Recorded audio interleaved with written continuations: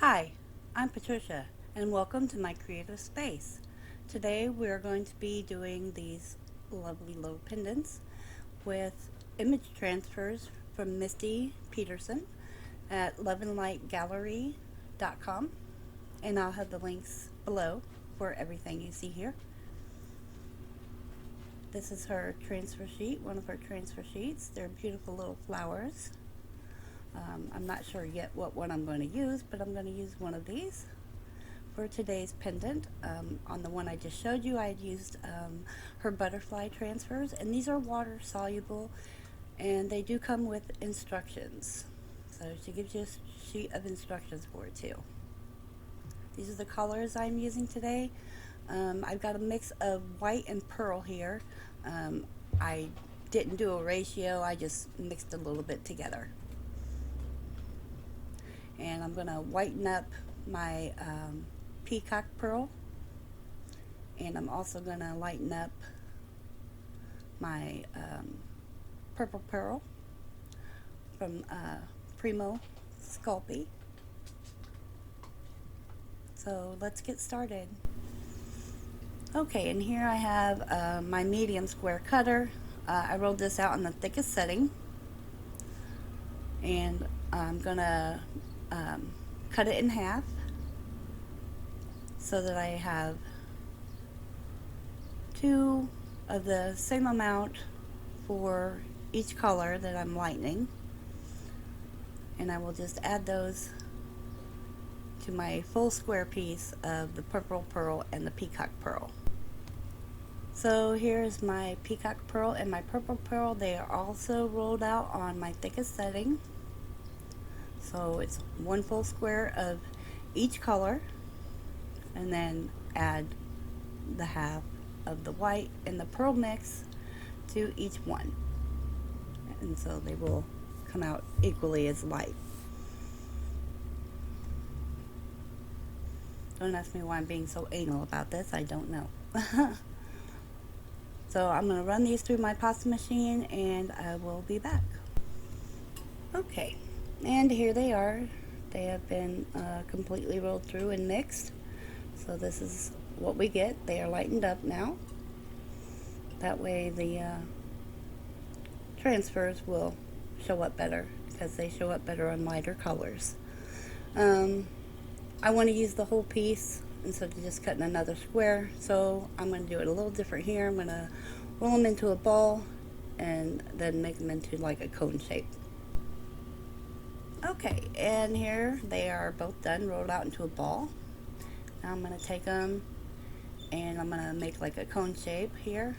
Just put them in the palm of my hands using the lower part of the palm and just rolling it at the bottom to make like a cone shape. So there's one.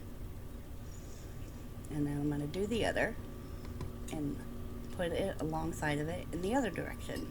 So I still have like the triangle shape, but they are kind of coned. So just trying to make sure they're even there.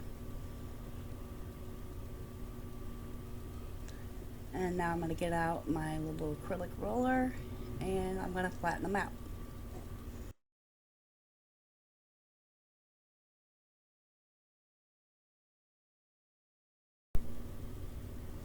Now here you can see as I'm rolling it out, I have air bubbles. I want to go ahead and try to pop these now before I even run it through my machine.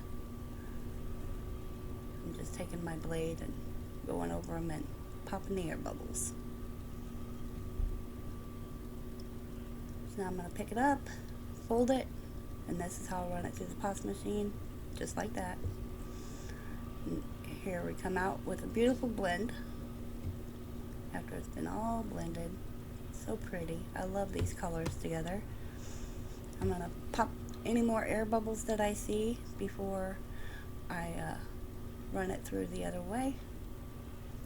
Trying to make sure I get as many out as possible now before I do anything else to it.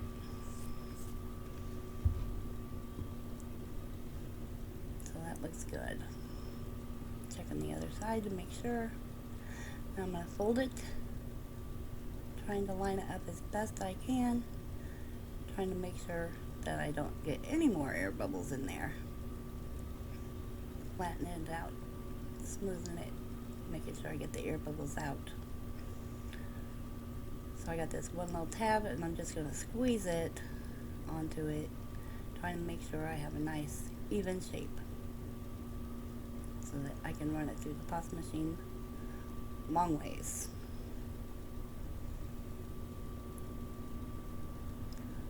So I'm just using my hand here. Now I'll bring the roller back over and flatten it just a little bit more before I run it through the pasta machine. So I'm just still working with it, trying to make sure that it's all nice and even, checking for them air pockets and getting them out of there as best as I can. It's better to get them out now than trying to work them out later. So we'll just go over this a little bit more, just checking, making sure it's all straight, and we'll run it through this ways. So here we got it on the first setting, and then we'll go in for setting 2, and then setting 3, setting 4, and then setting 6. But now I'm making sure I get any more air pockets out of here before I run it through again. And I believe this is it still on setting 0.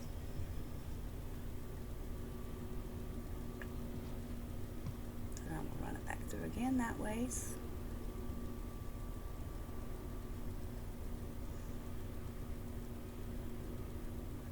So now we're going for setting 6, which is the last setting I'll do it on. If you can only do 4, that's fine.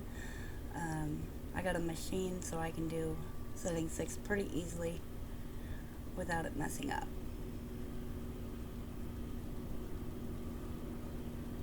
There we go. Now we'll just start rolling this up into a log. And I'm going to do the blue in the center this time. Last time when I did my test piece, I did the purple in the center, which I had less of the purple, and I have less of the purple here. But I want to see what it looks like with a lot of that blue in the center. So that's why I'm starting with the blue this time. So we'll just roll this up until it's a log. Okay, and here I've sped it up for you so it's not too boring. I'm just showing you how I roll it up. Some of you, most of you, probably know how to do this, but some beginners may not. So I like to keep stuff in for the beginners. So that's why I like to show the easy parts as well as the, the actual hard parts. But it helps the beginners, and that's why I'm here. Mostly is to help the beginners. So I'm just going to cut this little nub off, discard it, and there we go. So we're going to take and reduce it and try to work out any more air bubbles that may possibly be in there. I'm just going to roll it a little bit, making sure that it's good. And then I'm just going to start squeezing and turning, squeezing and turning. And this will get any air bubbles out that may still be in there by pushing them out the tops, or each end I should say. Just squeeze and turn, squeeze and turn, squeeze and turn. You can pull and stretch a little bit, but I like to, keep squeezing and turning. And don't worry, this is not going to make it misshapen or anything. This is just getting out the air bubbles. Just a little at a time. You can take your time with it. I'm kind of impatient myself, and I go a little bit fast. But now I'm rolling it out until I get it to where I want it. And then I'll start cutting into it and putting it together. This is I think I forgot to mention that this is a Skinner Blend Bullseye cane is what we've made. And you can put it together or just leave it as is, but you can put it together in just about any way you want to make anything you want. You can even, after cutting it up and putting it together, turn it into a square if you like. I like to keep mine round. I don't know why, but that's what I prefer to do. But you can make it into a square. So here I'm just gonna cut a little bit off here so I can start piecing mine together.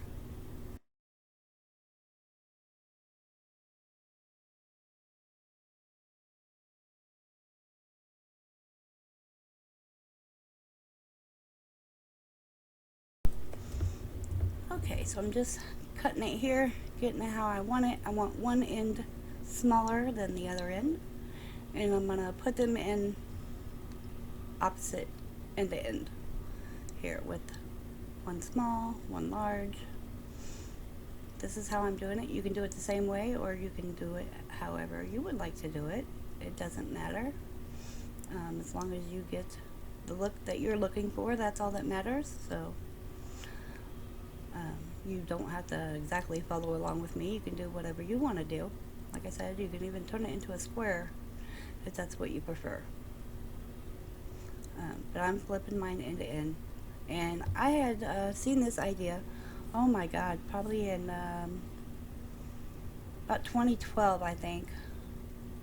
And it was a video from Sculpey, I do believe, is where I learned this technique, and I can't remember if I'm doing it exactly right. Like I said, it was 2012, it's now 24, so that's a long time ago. I did not re-look up the video, I'm just going off of my memory here. The ones I did back then, I can tell you come out a lot neater, but I don't think I did a Skinner blend. I think I just did a solid color, you know, 2-color bullseye cane, I think is what I had done. So that could be too why it's coming out a little different than what I expected. To me it come out looking more like a flower or something. I don't know, but you can totally do it like a lace cane, bubble cane, if that's what you wanted to do. That would be another way you could set it up. So yeah, I mean, anything you want to do. Just go wherever your creativity takes you. You know, you can set it up however. I really think it would have been neater if I did it in a square. I don't know, but this is what I did, so that's what I got. Just about done. I'm just gonna squeeze here and get it all smushed together. Then I'm gonna work out the air bubbles. I'm just kind of squeezing instead of doing the pinch and roll because it's so long. I just kind of like to squeeze mine. Roll it out. I'm going to cut it here, see what it looks like. There we go. That's what it looks like.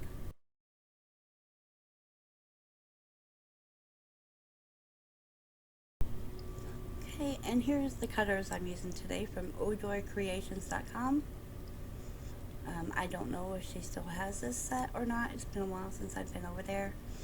But these are the ones I'm using today. I believe that is 1, 2, 3 something. Can't remember. It went by too fast, but those are the cutters I'm using, and I will have links to her shop down in the description below as well.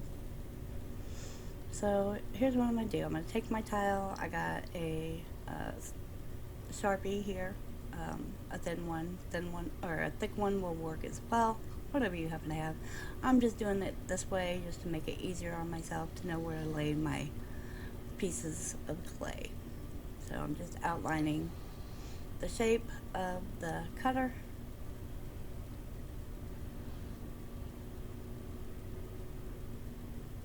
And the marker. It's a little bit slidey on here, but I'll know where to pretty much lay my pieces of clay this way. Probably could have done it on the inside, but I didn't. Sorry about the dog bark there.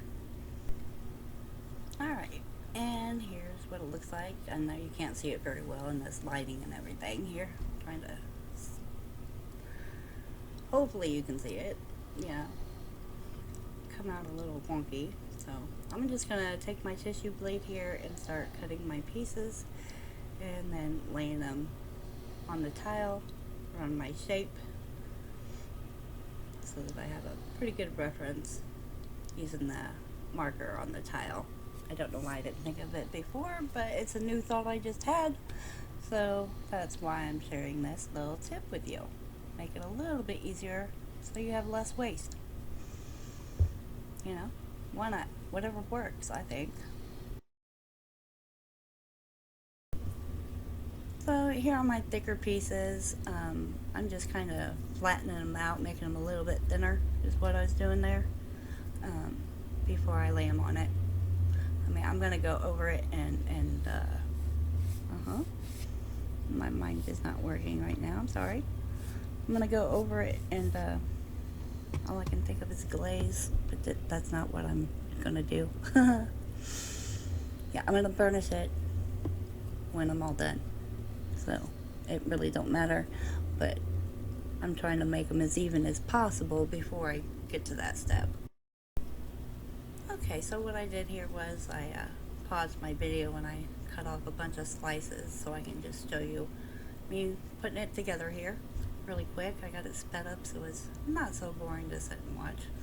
You don't have to watch through it if you don't want to, or you can to see how I'm piecing it together if you're a beginner and you're not quite sure how to piece it together. Round ones are a little bit harder than square ones, I think, because you do got a lot of overlapping you have to do. If you square them off, there's no need to overlap. So, but yeah, there could be a special way, a technique to do it, but this is how I do it.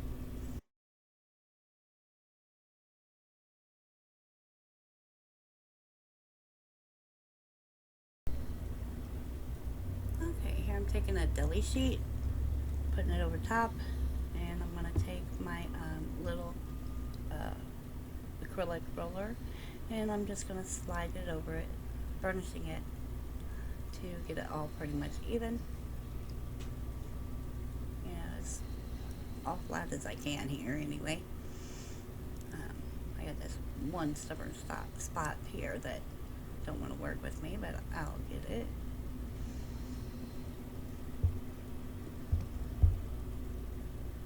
Oops, I tore it a little bit there. So, getting it all even. Pull it off. That looks good.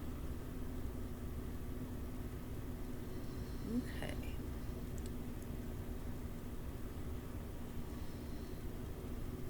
Now I decided to come in with a really old flower cane here that I made probably 4 years or so ago. It was a Decima tutorial, I believe is what it was from. But I got this nice little pretty flower cane, and I'm going to use it on the bottom where I'm going to put the transfer sheets. So here I'm just kind of going through the flowers images. I want to see kind of what one I want to use, and I finally picked one that I want to use.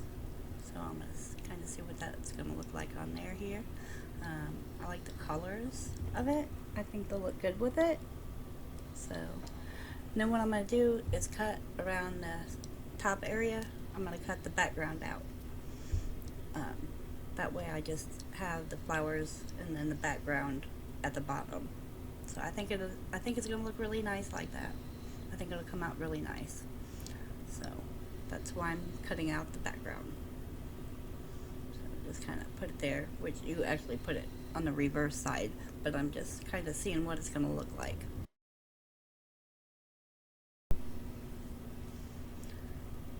So I went and got my fussy cutting scissors because my big ones were just not going to work. They were too, what do you want to call it? Too big and clunky, I guess. These are really tiny. They are great for fussy cutting around images. That's what they are for. Because I also make cards and paper items. I have these on hand, and let me tell you, they are a game changer. I love my fussy cutting scissors for cutting around images. They're great. So I'm just cutting that background out like I said I was going to do, and I think it's going to be so beautiful, absolutely beautiful. I think it's going to work out great, especially with me putting down the layer of the translucent and white flower cane. I think it's going to help it pop. So that's what I'm going for. If you don't have a cane or whatever, you could throw like a bubble lace cane or whatever you want to call it. You can throw something like that together with your white and your translucent. That would be really pretty to put back there. Or you can just put down a maybe a little bit, not too thin, but not too thick layer of translucent or something like that.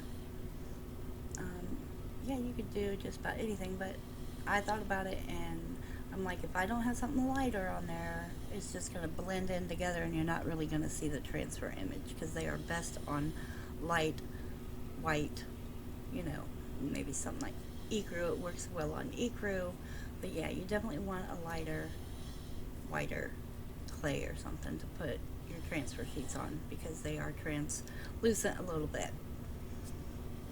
So and a point to mention, I don't think these have been tested on like clay, Kato, Cernet, Pardo. I know Pardo for sure.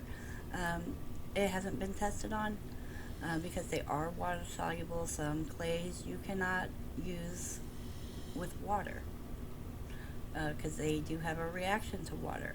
So you know, I definitely know for sure Sculpey is one that is compatible with water. Sculpey is pretty much all I've got, so that's what I use. So I know these work really well with Sculpey clays. So make sure before you use them on Kato, Cernet, and Pardo that they have been tested, or if you want to take the chance and test it, go for it. You can let Misty know if it works out, especially on Pardo. I know she's looking for that answer. So that would be a great help to her. Oh, I also forgot about Fimo. I don't know if it works on Fimo or the Leather Effect Fimo brand. I do not know these answers. Any of your off-brand clays, I do not know if it works on those. Like, what's one of them? Crafter's Choice. Then there's the Michael's brand, I do believe. I can't remember the name of it. But yes, you definitely want to test it before you just go and do a project, because you don't want to mess your clay up if it's not going to work for you. You can always contact Misty. I'm sure she can let you know exactly for sure what clays it will work on, what ones it won't. But I do know she's looking for the answer for Pardo, like I said. She does not know the answer to that question at this point, as far as I know. So, like I said, that'd be a great help to her. If you do test it, let her know how it works out. That'd be a great help. Thank you. So, now I'm just putting my slices of my flower cane on there. And again, I'm trying to get it thin, but I don't want it too thin because I want it to still show the flowers. But I did get it a lot thinner than I expected, so my colors did not pop as much as I wanted, but it's still pretty. It came out really nice, but it could have come out a little better, I think, if I would have made them a little bit thicker. Okay, so I got them all on there, and again, I'm using my deli sheet. I'm going over it with my acrylic roller, just burnishing it down, making sure that it's all nice and even to lay my transfer on. So here I'm taking my cutter and just laying it on there to see about where I need to put my transfer sheet. So got that lined up, so now I know where I need it. Okay, and here, like I said, Misty also sends full instructions with your transfer sheets, so that comes in really handy. Now she says to leave the transfer on for 10 minutes.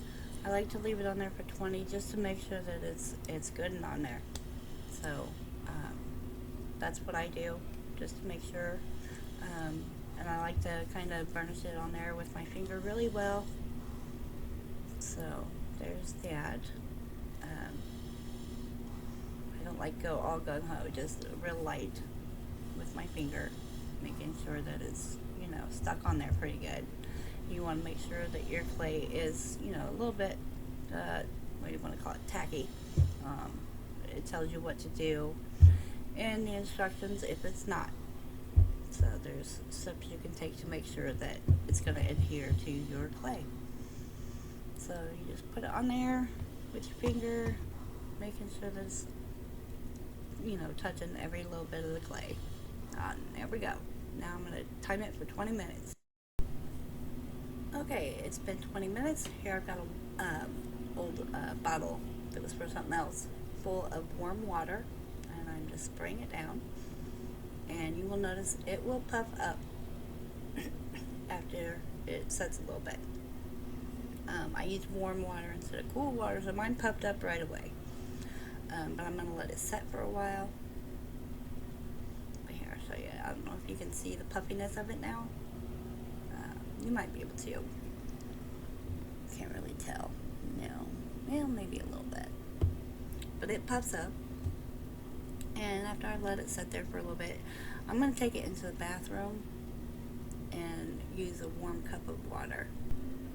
Okay, so I'm back from the bathroom. I took and slowly poured a little bit of a warm cup of water over it to rinse off the rest of the paper. You can see not all of it came off, and that's no big deal. You can go ahead and bake it like that. Take and wet your finger and, rub over it after it's baked to get the rest of that paper off there. So that's just fine, no big deal. So I got my cutter here, and I'm going to lay it where I want to cut. Making sure I get it right in the exact spot I want. Looking overhead to make sure where I want it here.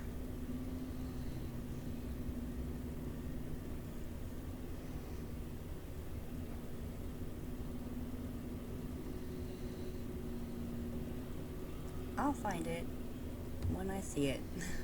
You know when you know when you know that it's exactly where you want it. You know that. Sometimes it takes a little bit to find it.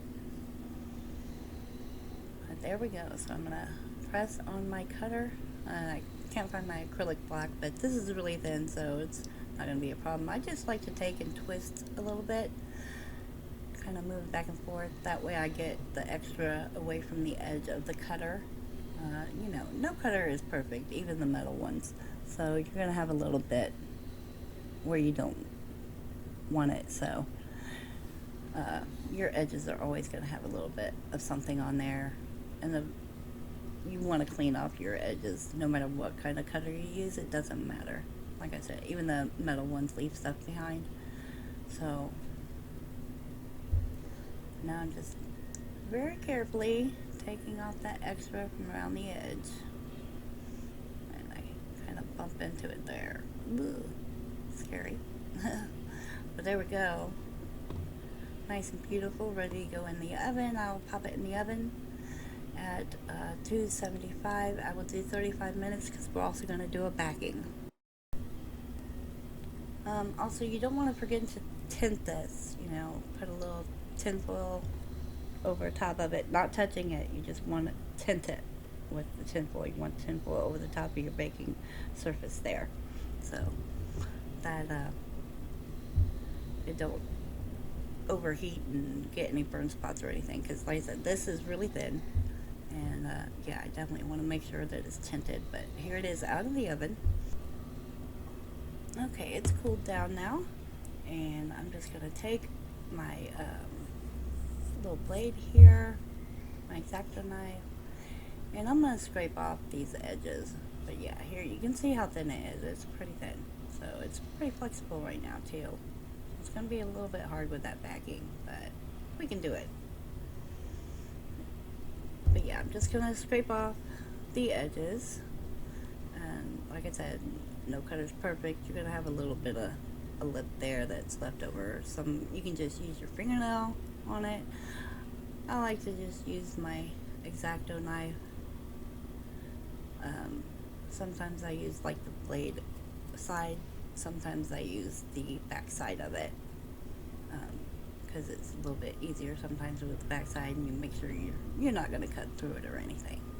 Like I said, it's really really flexible. So we'll do this, and we will attach a backing.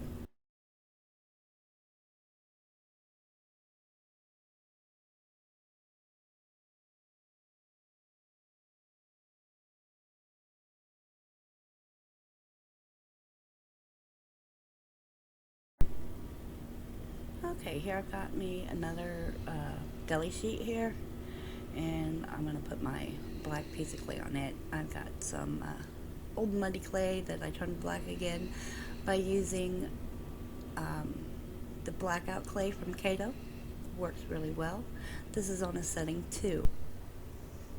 So I'll grab my cutter and I'll cut this out.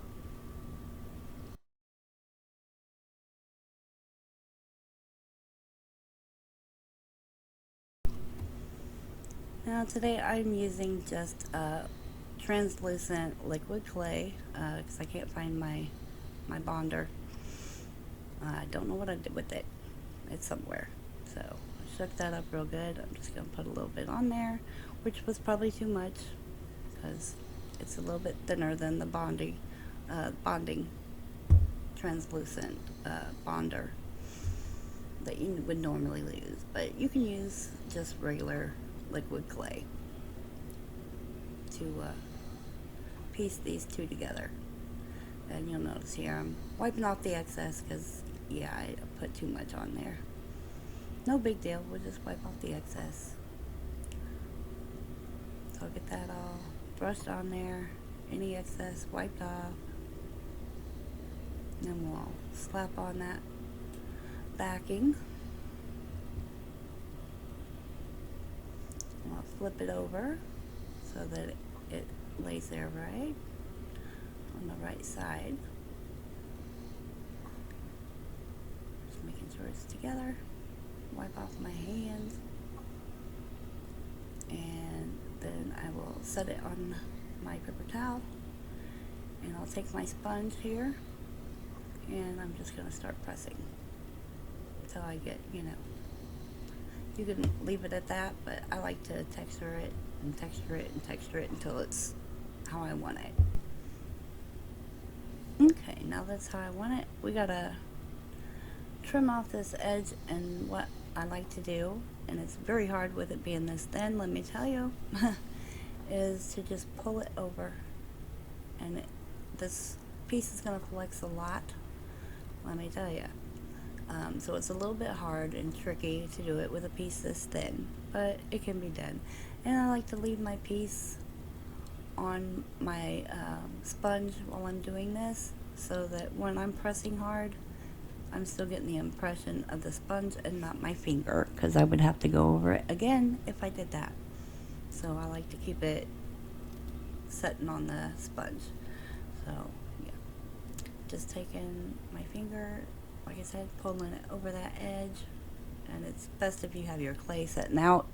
You can just press your clay back into that piece.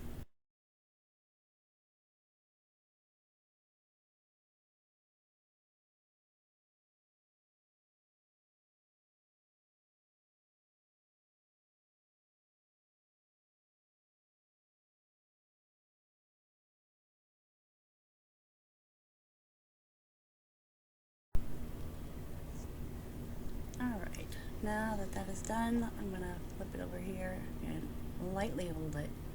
And the edge that we pulled over, I'm just going to kind of tap the sponge back into it so that it's textured all around.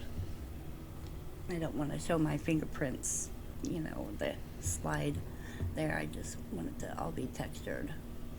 So just go back over it with your sponge real lightly. Okay, and that's all done. show you what it looks like here real quick. You can see little pieces of glitter in my clay. I like that. I like the look. But yeah, that's how it looks when it's all done. So we're gonna pop this little baby back in the oven, and I'm gonna bake it at 275 for 45 minutes this time to make sure that it's all good. It's out of the oven, and this is what we got. So pretty. I love doing the backings, giving it that finished look.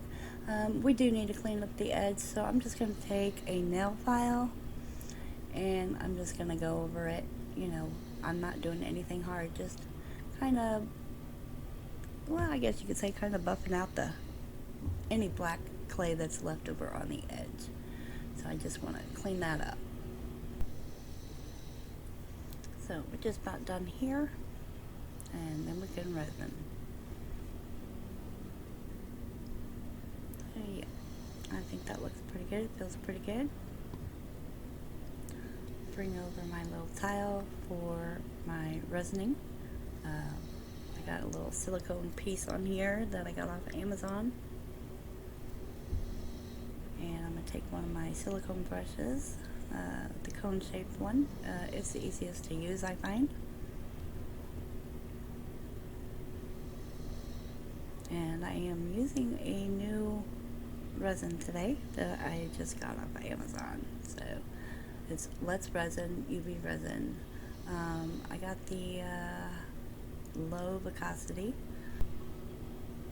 It's the fastest cure time I've gotten on any of the resins like this that I've used, except for the Lisa Pavelka Magic Gloss. That does have a fast cure time, and Tiny Pandora's Deep Shine. That's really fast. But on resins like this, yeah, this is the fastest cure time I've ever bought.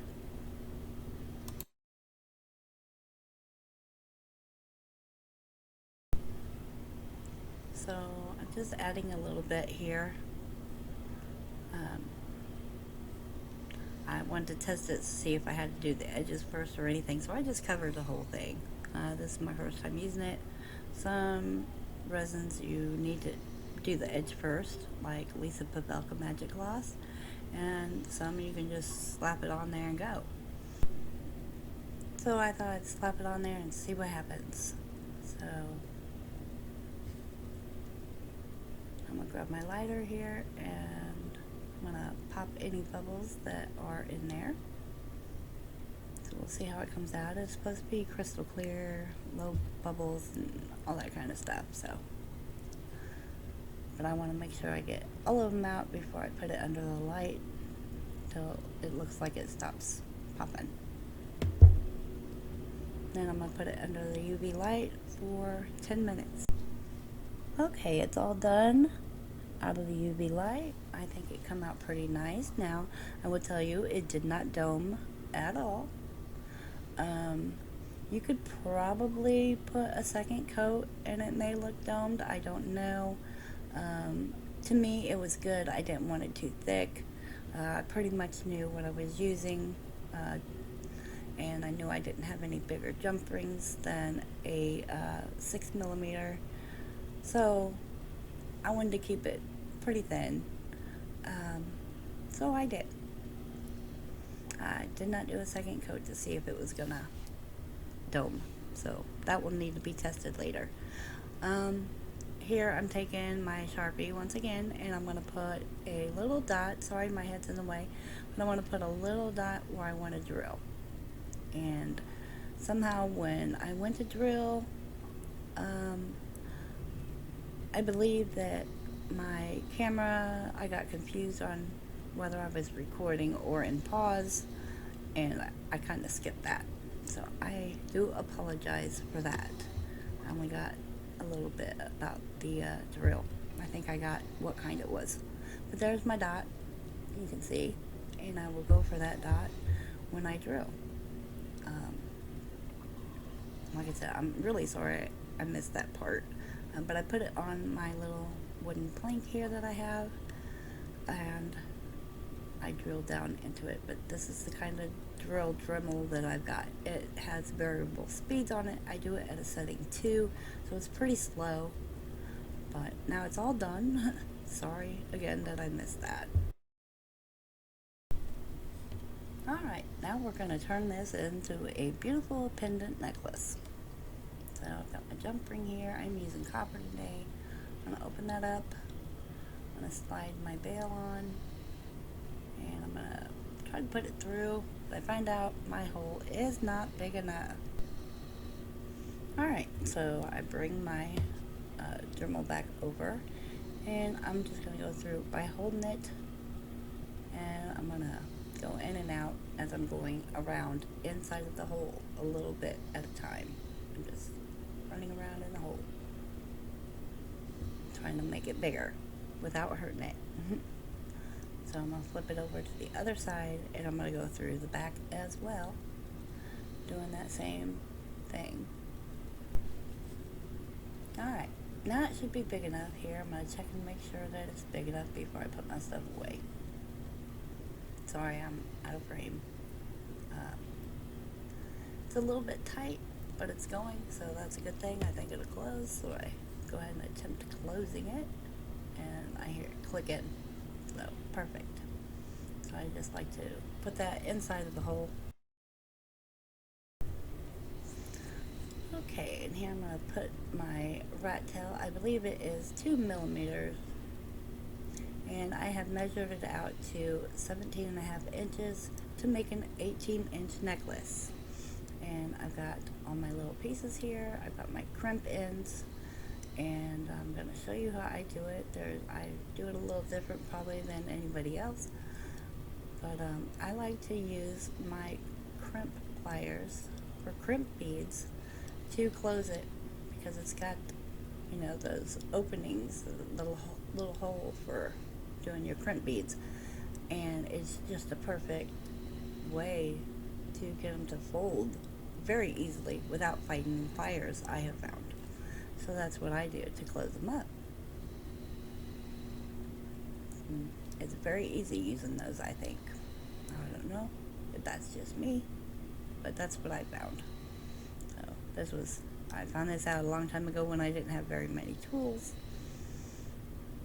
I thought I was having a hard time with the straight pliers, and it's like, wow, there's got to be an easier way. So I grabbed my crimp tool, and it closed it like boom. So yeah, but I do like the bent needle nose pliers too. They're nice.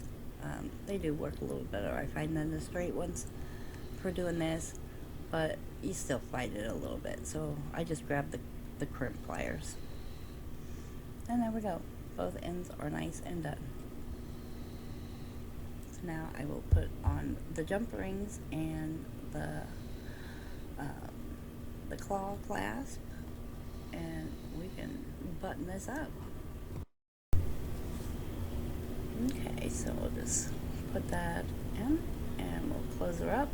For some reason, I had a really hard time with this jump ring. It did not want to close together right, so I'm fighting it.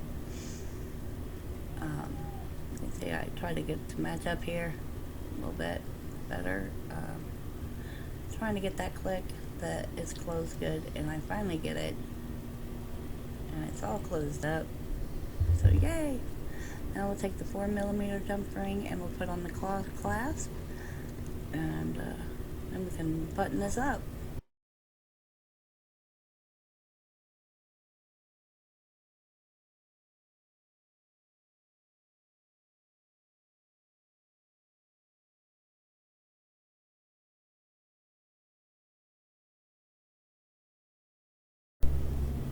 Alright, got that done. We'll just take and hook her together and see what we got.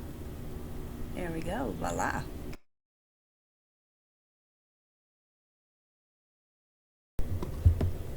Alright, and there she is, all done. So beautiful. I just love the way it came out.